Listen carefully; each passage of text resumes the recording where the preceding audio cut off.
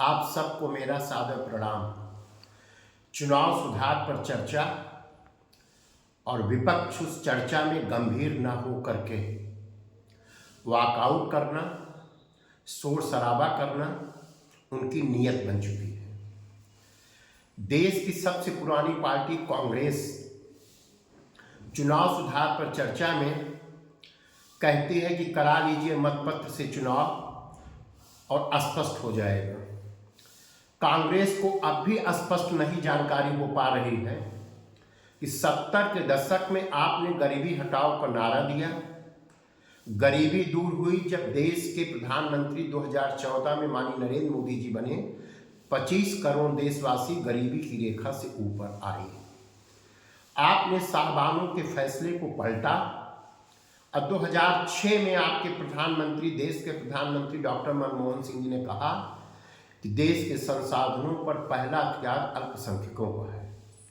तो यह दोहरी नीति और नियत आपकी देश की जनता, देश के सम्मानित मतदाता जान चुके हैं। जम्मू कश्मीर की विधानसभा में अपने साथियों के साथ आप 370 की वापसी की बात करते हैं।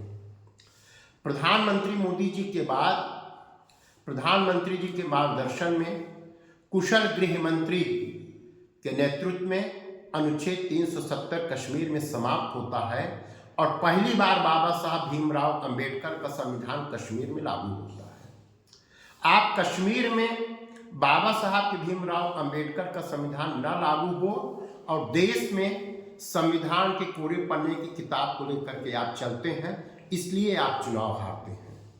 आप स्वयं मंथन कीजिए। तेलंगाना में, हिमाचल प्रदेश में, कर्नाटक में चुनाव में आपने दुकान सजाई और चुनाव बीतते ही दुकान की शटर बंद हो गया। आज उन राज्यों के राजस्व घाटा में है, कर्मचारियों का वेतन समय से नहीं मिल पा रहा है, विकास और वादे की बात तो आपकी बहुत दूर है। इसलिए आप चुनाव हारते हैं। इसलिए आपको 2024 के चुनाव के बाद देश की जनता जान गई आपके झूठे वादों के पुलिंदे को। आप हरियाणा, महाराष्ट्र, बिहार हारे हैं, उत्तर प्रदेश में भी हारेंगे। सबसे पुरानी पार्टी होकर के आज आप परजीवी कांग्रेस, राज्यों के क्षेत्रीय पार्टियों पर आपके अस्तित्व केवल बचा है। यह इसलिए आपकी हार का कारण है। जय हिंद, जय भारत।